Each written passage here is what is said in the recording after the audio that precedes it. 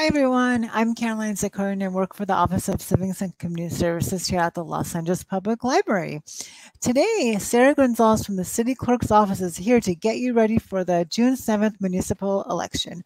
We'll have a brief Q&A after the program, so please send us your questions throughout the program. Thank you, and take it away, Sarah. Hi, everyone.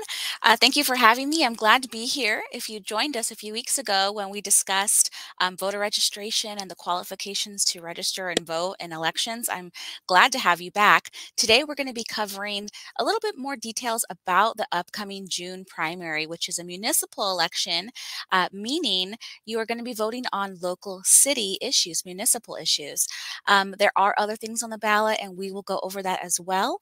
But I want to have a chance for all of you to ask any questions related to the election. And I hope to get you ready and get you excited to participate in it. So let's get started. So let's start off with a few important dates. So the June primary is taking place on June 7th. So June 7th is the official election day, but I will share with you that in LA County, we have up to 11 days of voting, including election day. So 10 days of early voting and election day. So of course, it's very exciting to turn out and make sure you cast a ballot by 8 p.m. on Tuesday, June 7th, but you do have a if you choose to. All voters in LA County also automatically receive a vote by mail ballot to their home, whether or not they requested one. So even if you have not been an official vote by mail voter in the past, LA County now sends every registered voter a vote by mail ballot to their home. So you have the opportunity to vote from the comfort of your home. Inside that packet comes your actual ballot, which now is a multi-page ballot and is sort of a long form paper. So rather than have a Scantron where you fill in the bubbles, you now have a long legal size paper. And depending on how many contests you're eligible to vote in, you may have multiple pages. So what comes to your house is your official ballot, which looks like a long legal size form and could be multiple pages. You also get your I voted sticker, so you don't even have to go get another one. It comes right to your house. Wear it proudly, show it off. And then you also receive a return envelope. And that return envelope is pre-posted. It has space in the corner that says no postage necessary. So to submit your vote by mail ballot, you don't even have to go find a stamp. That's taken care for you. So if you've already received your vote by mail ballot in the mail, open it up, take a look at it. Keep it safe and mark it at your leisure. Just make sure that you'd return it no later in person no later than 8 p.m. on Election Day, which is Tuesday, June 7th, or that you mail it with plenty of time for the registrar to receive it in time for it to be counted. So June 7th is what we call the primary election. And then in November, on November 8th, we have the general or the runoff election for any contests that still need to find out who the winner is. So the June primary is a really exciting time because we have a lot of open races, meaning there's a lot of people who are running for one seat, for one office. So it's really nice. You get to see a wide range of people that are running for office for the June primary. When it comes to the November general election, all of those races will have been narrowed down to the top two for each of those races. So very important dates coming up are June 7th, which is our official election day. Polls close at 8 p.m. and the runoff will be in November. So I want to briefly run through what is on the ballot. Now, this ballot does not just have local races on it. It also has some federal races, statewide and county positions on there that people are hoping to get elected for, but let's focus on the local ones for just a moment. So very exciting. We have open races, meaning there is not somebody running for re-election. We have a new open seat with lots of people who are trying to get your attention and your vote to represent you in each of these positions. So we have the race for LA City Mayor. We have the race for Controller, City Attorney, and for council districts odd numbered, meaning districts 1, 3, 5, 7, 9, 11, 13, and 15. So if you live in the city of Los Angeles in one of the council districts that are odd numbered, 1 through 15, that means you're going to be voting for who represents you on city council. Also, locally, we have the race for the even number seats on the Los Angeles Unified School District Board of Education. So we are electing representatives on LAUSD's board for seats 2, 4, and 6. I think local races are really important, and I'll share with you why. The mayor has a lot of very important jobs to do, but one of the jobs that they do is they put forth or propose the budget. And a budget is sort of a snapshot of the city's values and where they are going to invest money for improvements and where they are going to spend money to make all of our lives richer and easier and more fulfilling and safer. So it's very important that you pay attention to who's running for mayor and figure out who of these candidates are aligned with your values, who do you want to put forth into this very important job that they will hold for 4 years. Also, city controller. So you might not know who the city controller is, but the controller is kind of the person who makes sure that all of our very hard-earned tax dollars are being spent wisely and not wastefully. So it's a very important job. Next is city attorney, who represents the city in all legal matters. And then our council district representatives are people who sit on city council for us, are the ones who know our neighborhood best and represent our interests at City Hall. They're also the legislative branch of city government. They are the ones who propose and vote on and put forth ordinances, which are rules or laws, city laws that we all have to follow. So it's really important that you vote for your lawmakers as well as the people who put forth the budget and have the power to veto or accept things that are voted on. Very important roles.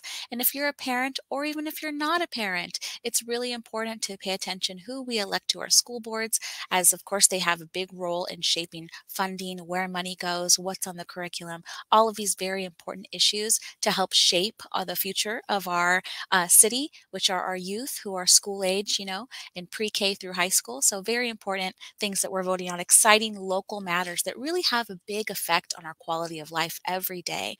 On the city level, we have our representatives that are the stewards or the caretakers of things like street services, street lighting, recreation and parks, the libraries, all of these amazing services that we enjoy and some of us count on in our daily life. So it's really important that we take a look at all the folks who are running for office and figure out who we want to represent us. Now, we also have other things on the ballot, as I mentioned, and I'll briefly run through some of these on the federal level.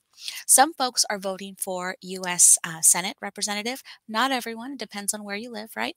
On the state level, we have some exciting races as well. We'll be voting for our next governor, as well as lieutenant governor, secretary of state, controller, treasurer, attorney general, insurance commissioner, and superintendent of public instruction. So really important, exciting things on the state level. The legislative level on state, meaning the folks who are in Sacramento making laws on our behalf, laws that apply just to California, depending on where you live, depending on which district you live in for your state government, you may be voting for a state legislator as well. So you'll see those numbers listed there. And then on the county level, in LA County, we're also voting for our sheriff, assessor. If you live in the supervisory districts of 1 or 3, you're voting for your county supervisor. And then something very exciting that I want to draw some attention to is that overall, we'll be voting on a total of 166 different offices for Superior Court judge. That's amazing, right? That's a lot of responsibility that the voters have to select who will be honored by sitting on a judicial bench, right? So very important things that we have to take a look at. And we have a few weeks to do kind of our homework and figure out who we want to vote for. You'll notice that by now, perhaps you've received a booklet from the Secretary of State. If it has the California State seal on there and it says it's from the California Secretary of State, that is official election information for you. It is nonpartisan. It is a rundown of what's on the ballot. It may also include statements from the candidates that they put forth on their behalf that they want you to know to get to know them. It may have arguments for and against different propositions or measures. So it's a really great tool to take a look at. You may also receive a voter information pamphlet from either the city or the county. So keep an eye out for anything that has a state seal, a county seal, or a city seal. Those are official election information from us, from your city government, nonpartisan, providing you with information, hoping that you will turn out and vote in this election if you're eligible. All right, so let's get back into some more reminders. Now, we have a voter registration date, and guess what? If you're watching today on May 23rd, it's today. So it's really important that if you are not registered to vote, that you register to vote today.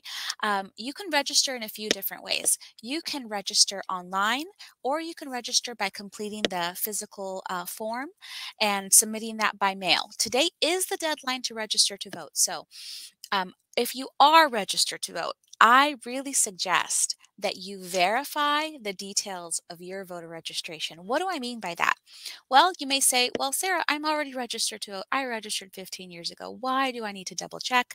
Well, you know, all of our vote by mail ballots are now being mailed out automatically. So it's a really good idea to just take 2 minutes, log on, and see what the details of your registration say. See if the address is correct. See if the party is the one that you meant to mark off. Make sure your name is spelt right, etc. So that's something that we can do today on the deadline, May 23rd, that will help make sure that our voter registration is up to date and that our vote by mail ballots are mailed to the right address. Now, if you are already registered to vote, there are several reasons why you may need to re-register. So if you're already registered to vote, listen up. If, since you've registered to vote, you have moved, you've changed addresses, you need to re-register to vote. You may say, well, Sarah, when I moved all my utilities over to the new address. I went to the post office and I had all my mail forwarded. I even went to the DMV and I updated my address on my driver's license. Why do I need to re-register?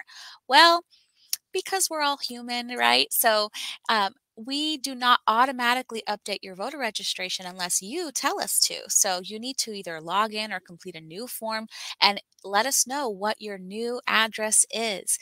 Even if you went to the DMV and updated that information, it's still a really good idea to just double check because we're all humans and sometimes somebody doing data entry or sometimes somebody converting some data online may make a mistake, may check the wrong box, etc. We're all human, we're imperfect. So if you can take the responsibility to double check that the address is correct on your voter registration, it will go a really long way to make sure we're all right. The next one is if you have changed your name. So if you legally changed your name since you registered, please update your voter registration by re-registering. Another one is if you want to change your political party affiliation. So when you register to vote, you're welcome to select a political party, and that means you're officially registering with that party. Do you have to? Absolutely not.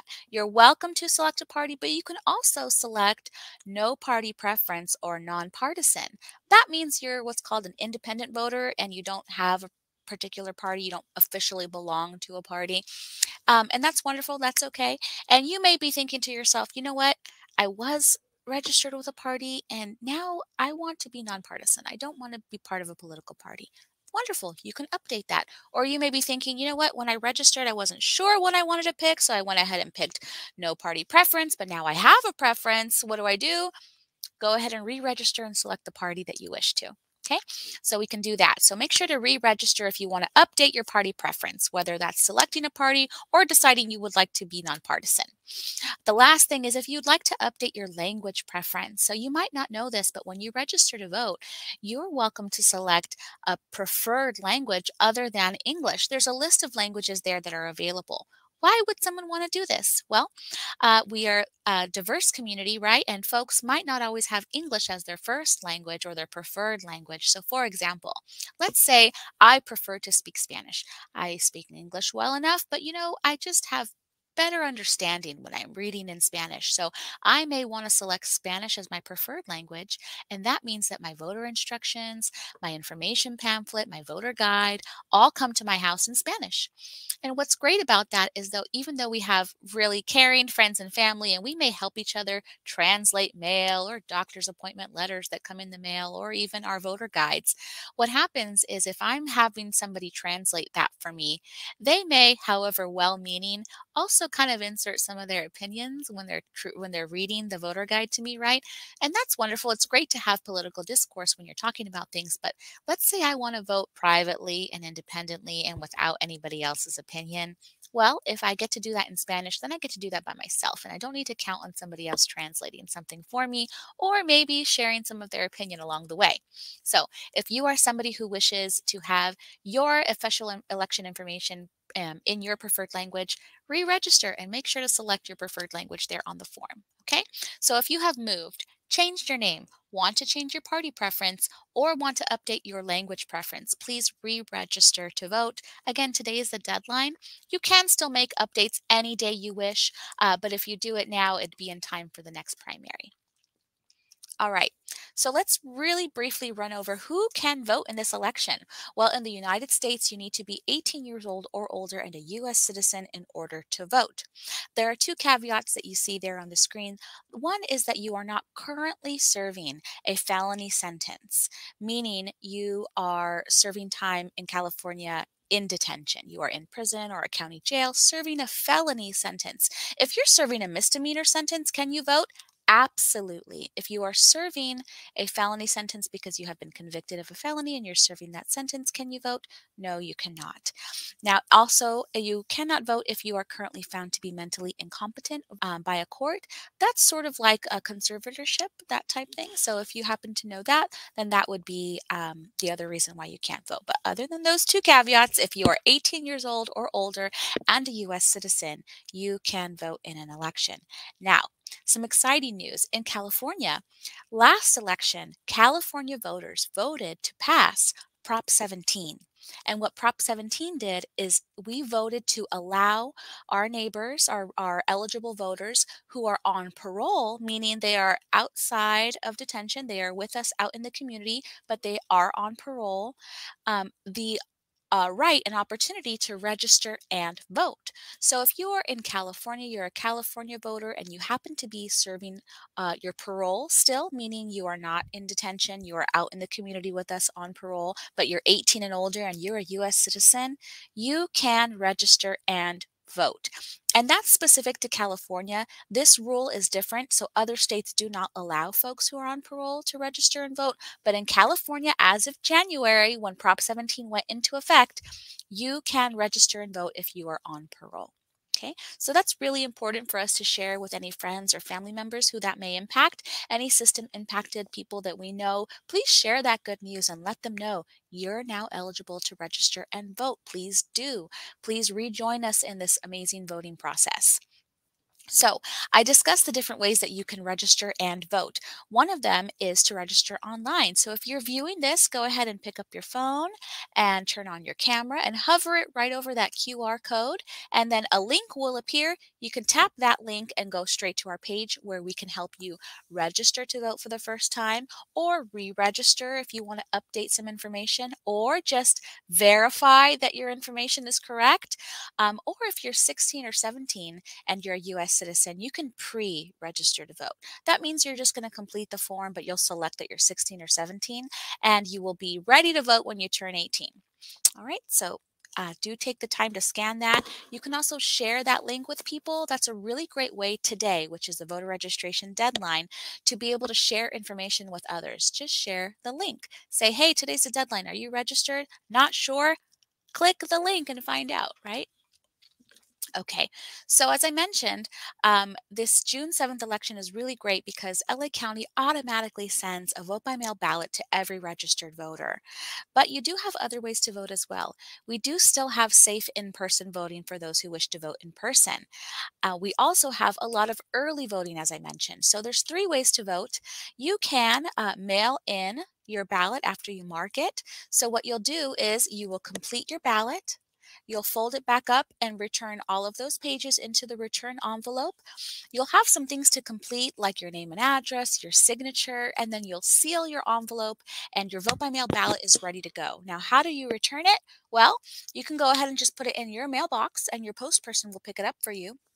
You could take it to a U.S. Postal Service mailbox, or you can take it to one of our secure drop boxes. So LA County has installed hundreds and hundreds of permanent vote-by-mail drop boxes. They are secure. They remain locked when it's not time to turn in ballots, but when it is time to turn in ballots, they open up that slot for you. You can go ahead and drop it in, and periodically, the county staff will come and retrieve all of the contents of that box and take those ballots securely back to the registrar's office, where they'll be prepared for counting.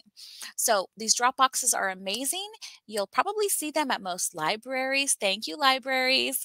You'll see them at the libraries. You'll see them at some parks, at some official government offices, etc. So you'll see them everywhere. If you want to look one up, you can go to lavote.gov and find out where they're located. Also, you can drop off your vote by mail ballot at any of the vote centers. So all of the vote centers will collect your ballot for you. You do not need to wait in line, so don't wait in a long line of voters. You have your ballot, you're ready to vote. You can just take that to the front, and one of the election workers will help tell you which box to drop that in. So you can return your ballot in those 3 ways: using the U.S. Post Service, using the drop boxes, and using the vote centers. All right, so here is how to find a community vote center. So we do still have plenty of safe in-person voting. Now, the county has set up vote centers all over. Some of them are open for 10 days of early voting, but all of them will be open for 4 days of voting. So Saturday, Sunday, Monday, and Tuesday of Election Day. What's wonderful about the vote centers now is that voters can go to any vote center. You don't have to go to your neighborhood polling place like you used to. So if you are on the weekend running errands across town and you say, you know what, I've got some time right now, I'm going to get this out of the way, I'm not going to wait till Tuesday and stand in a long line, you can look up where the nearest vote center is to wherever you are. You can walk in and the election workers will help you. They will find you in their electronic roster. You'll still sign. You'll be going to our new ballot marking devices where you will mark the ballot specific to your precinct. Then you will print out your ballot, review it, and then submit your paper ballot right into the ballot box. So it's really exciting, really amazing new vote centers with fully accessible ballot marking devices that print a paper ballot for you. You are submitting a paper ballot. It is not electronic voting. So we love our new vote centers. We love early voting. Please take advantage. If you wish to vote in person, try to do it early and do it at any vote center in LA County. So as we discussed, there's a lot of early voting going on. As I mentioned, a lot of locations, not all, but some, will be open for 10 days of early voting. And all of our vote centers will be open for 4 days of voting. So 3 days of early voting plus Election Day. You can find the nearest vote center by going to lavote.gov, which is the county registrar's office. The hours for each of the vote centers for early voting may vary, so it's a good idea to look it up. But for Election Day, all of our vote centers will be open just as they are on every election day from 7 a.m. till the polls close at 8 p.m. So polls are open from 7 a.m. to 8 p.m. on Tuesday of Election Day. And remember, you can use the vote center to drop off your vote by mail ballot without waiting in line. One more thing I want to point out about our amazing vote centers is that they can help you with same day voter registration. So we know today, Monday, May 23rd, is the voter registration deadline for the June primary. However, if you're viewing this after May 23rd and you've missed the deadline, what do you do? Does this mean that I can still vote? Yes, you can go to any vote center, including all the way up until Election Day, and let the vote center worker know, I didn't register in time. I need help with same day voter registration. So they will help you with same day voter registration. You will still be able to vote. They'll have you vote conditionally. That means that you're going to complete your ballot, but instead of dropping it off into the ballot box, you're going to put it inside a conditional envelope. That envelope is going to go to the county where they will complete your voter registration. Once that's complete, they'll go ahead and open up your envelope and count your ballot. Okay? So anybody who misses today's May 23rd voter registration deadline can still vote by going to any vote center in LA County and having the staff help you with same day voter registration and conditional voting. All right, here are some other amazing tools that you may want to use in preparing to vote for the election. The first one I want to point out is something called Neighborhood Info. Now, this is a LA City site, so it's neighborhoodinfo.lacity.org. And why would you want to use this resource? Well, you may be wondering, you know what? I know I live in LA City, but I actually don't know what council district I live in. I don't know who represents me. Am I going to be voting for my council person? I don't know. Well, if you go to neighborhoodinfo.lacity.org and you type in your address, it provides you with a whole resource page that tells you all of the different people that represent you. It tells you what council district you live in and who currently represents you. And that way you'll know, am I voting for a council person this time around? Do I live in an odd number council district, 1, 3, 5, etc.? It also tells you who represents you on the county level, what neighborhood council you live in. It even tells you, I believe, who your cable provider might be. So it gives you a lot of really awesome information. It tells you who picks up the trash, who you're supposed to call for different emergencies, etc. So neighborhoodinfo.lacity.org is a really wonderful resource for you to check out, especially before an election, and to share with others so that they can find out who represents them as well. The next link that you see there is called California Ballot Tracks. So it's california.ballottracks.net. What is this? Well, this is a wonderful service for you to be able to track your ballot. So as I mentioned, LA County automatically sends out a vote by mail ballot to all registered voters. Well, you may wonder, you know what? I don't think I've received my vote by mail ballot. I'm searching. I know I've got a lot of junk mail. I'm looking through everything, but I just can't find my ballot. I wonder if I got one in the first place. California Ballot Tracks.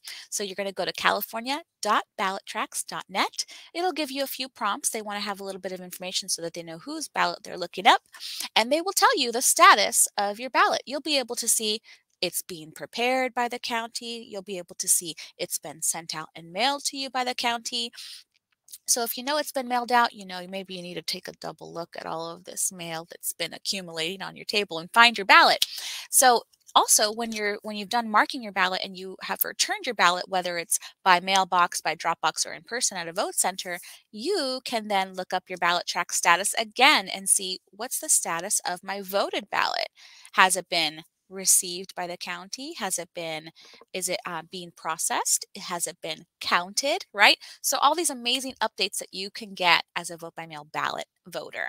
So california.ballottracks.net is a great resource again to use and share with friends and family. The next one is voterstatus.sos.ca.gov. Now remember that I said it's a really good idea for everyone to take just a few minutes and double check the details of their voter registration. You say, Sarah, I've been voting in every election for I don't know how long. Why would I need to do this? Because again, if you've interacted with the DMV, if you've changed your address, any of these interactions may, by human error, right, tweak any details. So let's just take the time to look up our voter registration, make sure our names are spelled right, our address is correct, the correct party selected. And at that time, if you'd like to update language preference, it'd be a good time to do that as well. So again, share that with friends and family.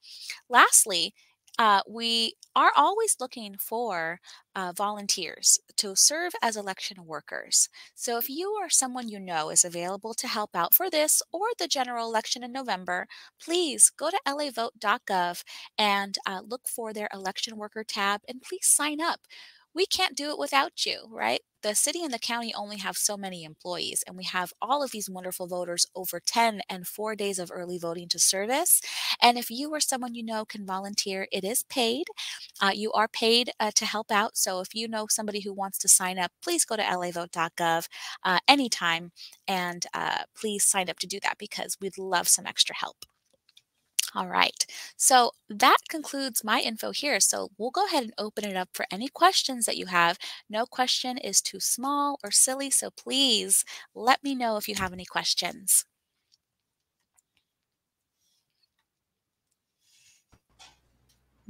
Hey, Caroline. Hi, back. Okay, let's get to the questions. So, one question we have is, what should I do if I want to vote but I missed the deadline to register? What should I do? Okay. Excellent question. Okay, so we know today, Monday, May 23rd, is our voter registration deadline, right? So if you're watching this, there's still time. Please register and vote. I would do it online. It's a lot faster, right? So Mhm. we can share that QR code again. Here, let me go back to my page while we're talking.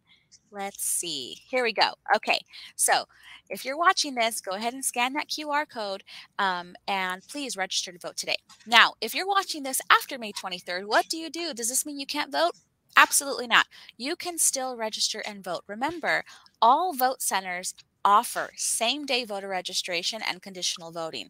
So if you miss the deadline, it is not an excuse not to vote in this primary. You can still go to any vote center and any of the election workers there can help you with same-day voter registration and conditional voting. You will still be allowed to mark your ballot and cast your ballot. It'll just go in a special envelope called a conditional envelope, and the Mhm. county's going to complete your registration, and then they'll open up your envelope and count your ballot. So please, between now and Election Day, if you encounter anybody who happened to not be registered or miss the registration deadline, please let them know. Go to a vote center and please cast a ballot. Okay, thank you so much. Good information. I Yeah. have another question that came in. What do I do if I did not receive my vote by mail ballot? Yes, that's an excellent question. What do I do if I didn't receive my vote by mail ballot? They're supposed to go to everybody automatically, right? But we may have, a glitch in the system. Maybe, Mm, some data kind of fell through. So who knows? It could be lost in the mail. It may be, maybe there was a glitch and, the label for you mm, didn't get printed out and a ballot didn't get sent out to you.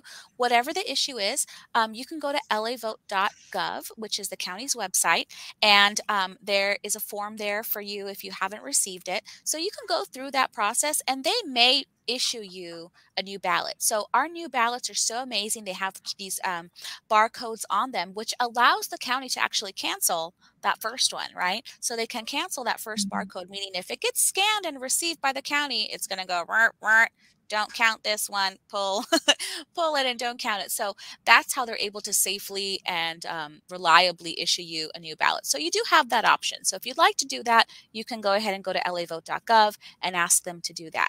You can also just go in person to any vote center, and you will not have to vote provisionally as you did in the past. In the mm, past, if you had lost your vote by mail ballot, they had to have you vote provisionally because they didn't have a way of knowing whether or not you might have actually received it and turned it in, right? Because they need to prevent people from voting twice. Well, now they can, as I mentioned, cancel that ballot. So even if ballots get received by the county and are in their warehouse, they are able to then be able to pull that correct one that is now getting canceled. So since ballots are not counted until election night, we can do that. So we're going to go to any vote center and vote, and it will not be provisional. They will go ahead and cancel that first ballot and allow you to vote there in person like a regular voter, preventing anybody from voting twice. So it's really awesome. So if you didn't receive your ballot, you can ask for a new one, or you can go mm. in person and vote the regular way. Okay, perfect. Thank you. Yeah. I have another question that just came in. What can I do to be a more informed voter and confidently mark my ballot? Yes, I totally understand that question, right?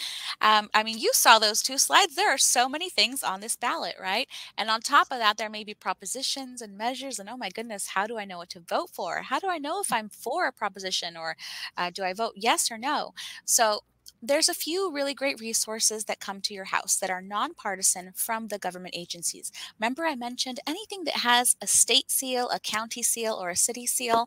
Those are from your government agencies that are basically just facilitating the election. We do not have an Mm, interest in you voting one way or another. We just want you to vote. We want to prepare you and we want to give you the tools to vote. So those voter guides are a great place to start, because usually a candidate will have submitted a candidate statement, which is something to consider.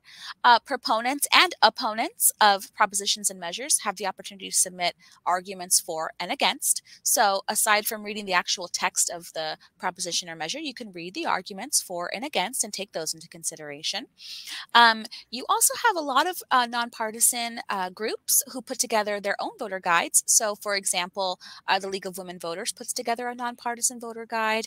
KPCC, which is one of our local public radio mm, stations, they have one at LAist, at their website LAist, and that's called the Voter Game Plan.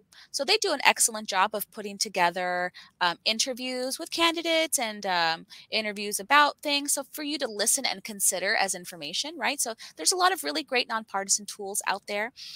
Also, your sample ballot. So you may have ignored it in the past. I know for a time I didn't know what it was for and I ignored it as well. But you receive an official sample ballot, and that's actually a practice ballot. So you can go through it, and as you go through a contest, if you already know how you want to vote or who you want to vote for, it's a really good idea to mark it so that you don't forget. Right. And when you're marking your official ballot, you can reference that and say, oh my gosh, I forgot, who was I going to vote for between these two people? Oh, yes, I have my sample ballot. That's my guide. And I just kind of transfer my answers over. Right.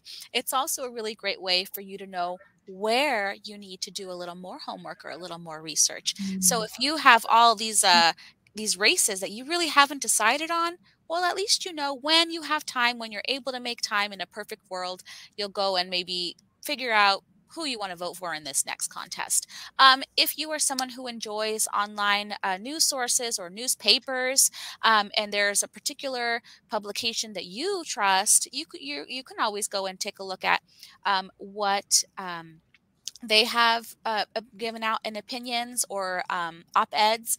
Sometimes they do give endorsements for particular candidates or endorsements for particular yes or no's on measures. So if that's a news source that you trust, that's up to you if you'd like to consider that as well. I will also say, if you are someone who's watching and you really like doing the research for what's on the ballot, I would offer that information to someone who's like a friend or family. For example, my mom and my sister know that I'm very excited about elections, and they say, hey, what are you voting for on this or that? And they appreciate, I almost give them a little bit of my voter guide. And it's only because they ask for it. I'm not pushing my opinion, but they say, hey, I'm a little confused about this one. Can you tell me what research you found? So sharing what information you found is nice when it's asked for, right? To help other people get ready as well. The last thing I will say is that your ballot is yours, and you may not know this, but it is perfectly okay to skip a contest on your ballot if you're not ready to vote for it. So let's say there's the race for, controller. Let's say, oh gosh, I really don't know. It's election day. I tried and I just don't know who I want to vote for between these two people or these 5 people. It's okay to skip a contest. In a perfect world, we were prepared and we knew exactly who we wanted and we made our voice heard. But if there are certain things on your ballot that you're ready to vote for and others that you're not so sure, it's okay as a voter to skip a contest. It does not invalidate the others. All of those other races will be counted. If out of a whole ballot of 45 things, you're ready to vote for one thing, cast your ballot for that one thing. Don't let being unprepared or maybe not quite sure yet be the reason that you don't vote at all. Please at least mark your ballot that came to your house. It's super easy. You just have to open it and mark it and send it back. If you have one thing to vote for, at least mark your ballot for that one thing and send it back. So do what you can to get prepared, and when it comes time to it and it's ready to vote, your conscience the best you can, do your best and send it back and have your voice be heard for whatever you were ready to vote for. Thank you, Sarah. I know I've done that too. Mhm. Sometimes I get confused with all the, everything on there, but I definitely, Yeah. yeah, at least vote for what you know, and then Yeah. that's still something. Let me see if Yeah. there's anything else that came in. Okay, that's all I have. Okay, so I want to, I do want to give yes, yes. one tip real quick Okay, when it thank comes you. to preparing, because there's a Mhm. little trick that I found, at least for propositions and measures, because I'll tell you, I feel like I've always been a pretty, politically minded person, but I was always very confused about what is a proposition and a measure? What do they Mhm. do? What are the consequences of them? So what's a really easy one to remember is a proposition is your government proposing to use your money in a certain way. And so what Mhm. happens if you vote yes on a proposition is you are telling your agency, your government agency, yes, you can use my tax money in this way. And so if you say no, all that happens is that nothing happens. So the consequence to voting no for a proposition is that we don't use your money that way. We're not going to use it another way because you said no. We're just not going to use it in the way we were asking you permission to use it in. So that was a really easy one for me to remember, that they're proposing to use your money in this way is how I remember kind of what a proposition is. So that's kind of a quick tip. Sometimes I feel very anxious. I used to feel very anxious about voting yes or no, and like, oh God, what are the consequences of no? And it's nice to know that the consequence for no is just nothing changes yet. It might change in the future, but it's not changing today. So that one kind of helped me out a lot. Yeah, okay, thank you so much. That's a great tips. Okay, we're running out of time here. So I wanted to thank you again, Sarah, for a great presentation, lots of great information. And this program is recorded. So if anyone missed anything, it's available to rewatch on the Los Angeles Public Library's YouTube channel. And also, yes, thank you. It's youtube.com / Los Angeles Public Library, Los Angeles Library. And for more information, we do have a voting page on our website. That URL is lepl.org/vote. So there's more information on there, more detailed information, so everyone can go check that out. And thank you again, and everyone have a great rest of your day. Thank you so much. Thank you. Bye.